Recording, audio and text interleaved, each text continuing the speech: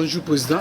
Bonjour Ousmane. Voilà, alors tu as une réaction par rapport à la rencontre initiée par Lorenzo, le président angola, entre Félix Tshisekedi et Paul Kagame. Comment commentaire Nini Binozo? Le commentaire Nanga est toujours positif parce que le président Félix a présent à Pronaka le dialogue par rapport à la diplomatie. Et tant que le président Lorenzo a bien ici rencontre entre les deux homologues, les deux chefs, je dirais entre Fatih Beton, Moukatombolo, plusieurs brassards, l'un l'autre que je ne peux pas citer, c'est la boubeuse, c'est que l'autre a la faiblesse, parce que la force de frappe, il y a faire des césaires qui va la paix, mais je dis que le dialogue, c'est vraiment dans l'ADN, il y a des Congolais, le président, le fait, docteur Etienne Tshisekedi Lobanga.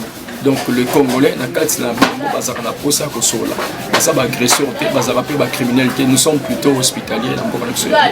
Mais rencontre la positivité parce que je vois que mon président, Pierre Loba dit bien, chez lui, il y a les dialogues, la diplomatie et les volets militaires. Lorsque vous voulez la paix, il y a un dialogue. Lorsque vous voulez la guerre, nous allons la volet militaire. On a place à faire des scénarios pour frapper dur parce que voilà, alors certaines opinions vont penser peut-être que non, qu'Okendekuna est sa faiblesse à Congo par rapport à la tension de Mati Makasi. Mieux le président de la République a délégué quand même. Ousmane, je ne sais pas quel est ce Congolais qui peut dire qu'ils ont faiblesse. Parce on a pensé à certaines opinions. Au Congo, tout le monde a censé que le Congo puisse s'armer. Dans le bon vérité, tous les Congolais veulent que basa na armement ya makasi. Aujourd'hui, les Congolais ne sont pas que bat téléma et ça m'a bé pour na Rwanda. Surtout, surtout le Bama il y a Congo na Rwanda, tout à la dimension, tout à la forme. Pour aujourd'hui Congo, la dimension Congo, tu verras si son présent c'est par rapport à la dimension Congo. Aujourd'hui le Rwanda, aujourd'hui le président va la dimension à Rwanda. Le président rwandais est mince par rapport à pays, le président congolais est gros par rapport à pays. Donc il n'y a pas vraiment match entre nous et le Rwanda. Et avoir peur du Rwanda, ça c'est trop dit. James Kabereb, Aza Kuna na Rwanda. Avec Paul Kagame, nous sommes que 15 millions d'habitants. Les Congolais ont plus de 100 et quelques millions d'habitants. Surtout les guerres dans le Congo, et à Mabé Makasi. Et nous, moi, sur un niveau militaire, je souhaiterais que le Rwanda devienne la 25e commune de la ville de province de Kinshasa. Le président congolais démontre au monde entier que nous sommes agressés par le Rwanda. Parce que tout le monde le monde reconnaître. Le monde reconnaît. Et même la prolongation, c'est parce qu'ils ont peur. Que ceux qui sont au Congo a touché dans armes, les Rwandais sont inexistants. Pourquoi je le dis? Tout le monde est en Rwanda, ils ont agressé l'histoire. Tant il y a une nouvelle génération en 2020. Ces armes ont été vendues dans Rwanda, mais à M23. Pour dire, aujourd'hui, le monde dit que c'est le Rwanda qui agresse la RDC au travers de M23. Donc le M23, c'est un mouvement purement rwandais. Commentaire Nino Grossala par rapport à la dernière propos de Cardinal Mbongo ou Azako Lobake. Non, Congo doit subir l'attaque à Rwanda, pays à Mouké, par manque de leadership dans le Congo. Il faut un leadership fort dans le Congo. Beaucoup Ousmane, je crois que nous, autant que nous Congo ya mutumo d'abord dans la solitude douteuse, monsieur Yambong. Dire que si Kagame est postulé, Kagame d'abord n'est pas congolais, il va postuler au Congo. Donc ça prouve que même Mbongo c'était un Rwandais. Il va aller voter au Rwanda, voter Kagame comme président au Rwanda. Mais je vous dis que Kagame a des problèmes, a des difficultés dans le Rwanda pour postuler encore une fois. Pas passer. Parce que les Rwandais sont bengalés Kalaming. Donc M. Mbongo prouve aussi à suffisance qu'à l'église catholique il n'y a pas de leadership. C'est un monsieur qui est un troublant. Dernièrement, en tant que suspendre un abbé, c'est curé un père dans la commune à Kitambo. Suite à mon abonnement, il y a bota bana bonaboye batika baké. Même tant abbé on a télémi, faire on a télémi à l'habitant. Ah ben le monsieur pas na yemoko parce qu'à ça on a 4 enfants. Du coup, après 2 semaines, allons suspension. Parce qu'il y a bien le bagage vérité. Il y a un panza siko. Donc ça prouve que même l'église de lui-même n'a pas le leadership. Il ne peut pas parler de leadership à niveau à Congo. Au Congo, nous avons un leader. Aujourd'hui, M. Ousmane, le leader congolais s'appelle Félix Antoine Tshisekedi. Et c'est charismatique. On n'a pas une prise de leadership dans le Congo. Un leader, Ayebana. Une autorité, Ayebana. Parce qu'il y a une différence entre le pouvoir et l'autorité. On dit souvent que l'autorité vient de Dieu, mais le pouvoir, on peut s'acquérir. Mais aujourd'hui au Congo, nous avons une autorité.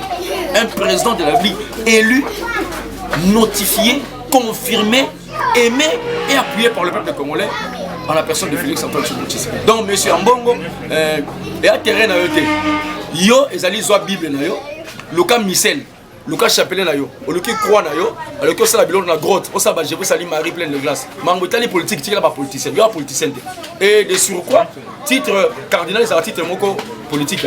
Mais le conseil contre la terreur, au symbole comme bon Karanaka c'est en poche à battre congolais. Mais du moins, de Osman, pour na Mongo, il nous doit du respect. J'ai dit du respect. Mais aussi longtemps, il n'y a pas réclamé. Non. Congolais ont se retrouvé, Congolais ont continué à faire Nzala. Comment on a eu cette exclamation? Ah, bon. Donc, il est un monsieur qui aime, il est un cupide. Il aime beaucoup l'argent. À ça, même dans l'école catholique. Pendant que nous sommes même le droit à il y a quoi, la gratuité de l'enseignement chez lui. Demande-lui. Comment est-ce que les enfants payent? Ils payent combien dans l'école? C'est un monsieur qui devait se taire. Il a un problème belé, même envers le peuple congolais, envers même l'église, enfin non kimia. La politique a tika ba politicien, lui a battu la âme. Les pasteurs gardent les âmes et leur donnent la bonne nourriture. Azuma titi ambe ça pesa mobalia. Atika mambo terreur pour kangote pour yebi ngo pété. Pour banda pe ngote yebi pe ngo la terreur. Mais du moins, j'ai compris une chose. D'abord, il a parlé que si l'autre là pouvait postuler, il va l'élire. J'ai compris aussi, le peuple congolais a compris que M. Mbongo n'est pas congolais. C'est un Rwandais, il va aller voter son président au Rwanda. Nous au Congo, nous allons voter notre président parce que tout le président Félix. D'abord, par rapport à la mission, nous allons donner encore les mandats. Alors, ça va mandat jusque Tinati. Mais que l'archevêque qui se taise et qui suit la politique parce que Azam même nassé à Félix. Qu'il sache au moins que le président Félix c'est le garant de la nation, c'est le commandant suprême des forces armées, c'est le père, le chef de l'État et c'est le président de la République. Babi, il semble que l'UDPS, l'Ongolien a un parti socialiste international, Moïse Katumbi a continué à parti socialiste international, puis a brigué un poste très important dans le Katiko. Bon, au début, il semble, nous avons supposé, je n'ai pas encore la véracité, bien la confirmation du Tambolobi, le lobby que l'UDPS a commencé son combat sans qu'il y ait membre de la social-démocratie internationale. Et ce lobby par rapport à la contribution, l'UDPS a contribué, mais l'UDPS est à partir organisé. Il y avait quelqu'un qui gérait les partis, on va le suivre pour dire comment est-ce que l'UDPS ne pouvait pas contribuer. Il y a quelqu'un qui est passé à l'UDPS, on va dire par rapport à son temps, par rapport à son époque, et l'argent n'avait pas été versé. Ceux qui ont versé un bon côté, pourquoi? Et il sera poursuivable, je ne sais pas pourquoi. Parce que la social-démocratie, en fait, son rapport, c'est à une époque donnée que Motomoro Songo l'a versé un bon côté. Le nom Moïse Katumbi n'a pas dit. Vous me parlez de qui là? Moïse Katumbi. La partie socialiste de la démocrate chrétienne. Moïse Katumbi comme qui? Congolais? Non, Ousmane, ne comparez pas les Congos avec des individus là. Le Congo, c'est un État respectable, souverain, avec un président Félix. L'UDPS c'est un parti politique, eux alliés, la social-démocratie, mais l'UDPS est un parti composé de millions de Congolais. Ne me parlez pas d'un monsieur qui n'est pas congolais. Parce qu'on a un débat, on a la vérité, parce que Moïse Katumbi Azali, papa Nazali, juif, grec, italien, maman Nazali, zambien, c'est pas un Congolais, il est Congolais d'acquisition, c'est pas un Congolais d'origine. Non, pour comparer Bissona, Moïse Katumbi, il y a la Bible, il y a l'élection de la modèle. Si la social-démocratie a vu Moïse Katumbi comme étant un humain, dans la partie de la social-démocratie, pas à Congo, il y a Congo. Dans Congo, ce monsieur n'est pas congolais. Il ne peut pas créer aussi un parti politique au Congo. J'ai dit ceci, monsieur Moïse ne peut pas créer un parti au Congo parce qu'il n'est pas congolais d'origine. Parce que notre conso parle de Congolais d'origine. Là, il y a des lois qui disent, excusez, Ousmane. Il y a une proposition de loi, mais elle est quittée. Non, la proposition est passée Congolais d'origine. Quand on dit Congolais d'origine, c'est un Congolais de père et de mère. Pas Congolais d'acquisition. Acquisition veut dire, Rwandais. Excusez, Nabi n'a pas Rwandais, Nabi n'a comme Congolais d'acquisition. Mais non. il y a quelqu'un qui a acquis une nationalité bateau à la fin de la limite. Où sont les matchs à Europe? On dit ceci. Monsieur X, de nationalité française, mais d'origine. Parce que par son origine, je suis congolais de père et de mère. 100%. Demande à Moïse Katumbi, il est congolais de père et de mère? Non. Et comment est-ce que ça a représenté la social-démocratie? C'est leur droit, ma contribution, mais comme congolais, non. Moïse Katumbi n'est pas congolais. Il sort d'une famille où il est bien. Il faut aussi la vérité. Il sort d'un père et d'une bonne. Tout ça va calculer. Et cette bonne n'était pas congolaise, était une zambienne. Bien, il sort d'une relation d'un monsieur avec une bonne. Cette bonne n'était pas congolaise et la bonne était zambienne. Mais le père, le mari, c'était un grec juif italien. Ce n'est pas un congolais. Voilà, merci. Merci beaucoup. Bonjour, président Koli. Bonjour les grands journalistes au Sunam Bem. Voilà, alors on a une réaction rapidement par rapport à la rencontre aux Salamana Angola. Est-ce que vous avez pour Yango, vous avez fait ce qu'il a déplacé? Certaines opinions, vous pensez que fait ce qu'il a déplacé. Il faut token de un volet militaire, sinon Azo risque de signer encore un corps moroboué et que mettre pays encore en difficulté. Alors on a évité comment vous avez l'analyse, il y a dialogue. Merci Ndeko Ousmane pour nous éclairer l'opinion congolaise qui va diriger Kamboka na émotion. Félix Tshisekedi Azali président moko averti. Azali le président pour moi c'est le président le plus sage. Oyo Congo na biso et connaître le lot. Comment ça n'a pas été que Félix Tshisekedi Azali fruit à IDPS. Local la fruit à IDPS. Mikanda ya IDPS ezali koloba IDPS tant ekomi na pouvoir il faut promouvoir les dialogue entre Congolais et entre les pays amis. Bien sûr les pays qui veulent bien nous accompagner vers le développement. C'est ainsi que Félix Tshisekedi Azali co-dirigé selon base d'abord il y a des valeurs où il y a une partie naïe et puis en tenant compte il y a des enjeux politiques il y a mboka naïe dialogue ezali mabete. La guerre mondiale les cas na banzela ba dialogue esila toko bunda na minduki ti bato bakufa na dialogue mutu akufa te akei akoyoka ye azali mwana mukiete ke soki akei mbala moko ale ba rouler il n'a jamais été roulé pour preuve aux hommes politique na comment ezali ko disposer le monde entier na ba mefi o bazo sala contre le Congo. C'est grâce au dialogue. C'est pour dire que nos bandeko tu koloba ke bango baza komona ke akendete toi akendete azam kolo soko monya ke ese ke aibi pona nini akei. Soki aboyi ko kenda tini mutu c'est que aibi pona nini akeita tini mutu. Mais soki animi akende net lelo c'est que aibi pona nini akei.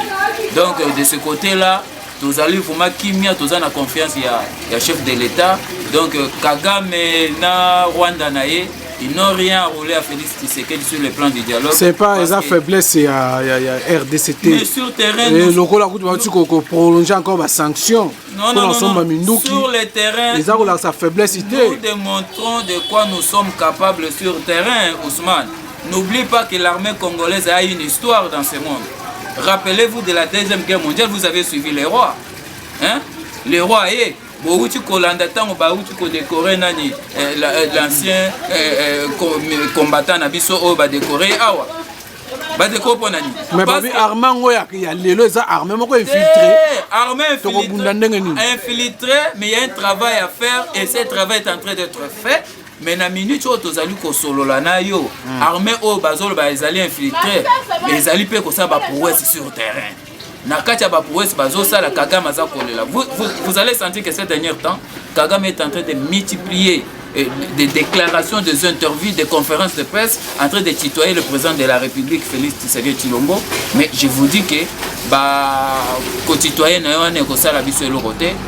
Et ça, côté est-ce qu'il y a un M20? Parce que pour moi, c'est pas comme un danger. On sent comme si on est contre la République démocratique du Congo. Par rapport à la situation actuelle malgré la preuve et mon ami que non on aime agresser depuis très longtemps Ousmane nous a congolais depuis très longtemps la République démocratique du Congo a toujours compté sur Dieu Mokiloana, tous ces pays ne nous aiment pas. Pourquoi?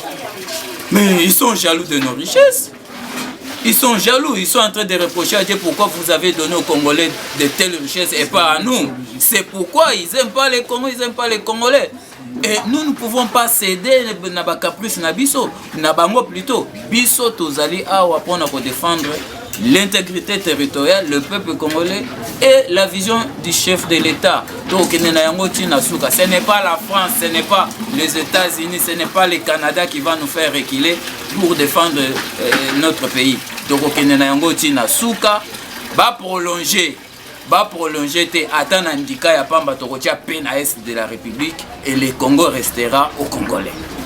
Tout le monde a aussi déclaration, il y a Fridolin Mbongo, certains acteurs politiques en Mboka na biso oyo bazoloba que c'est manque ya leadership na Congo qui est à la base, surtout il y a incapable de mettre fin na ba guerre toujours ko subir. Je ne sais pas tango Fridolin Mbongo aza koloba que ezali manque ya leadership na Congo. Il veut, pour lui, le leadership, il faut être à la base sur quoi? C'est quoi le leadership? On peut parler d'un leadership où ils allaient basé sur le sang.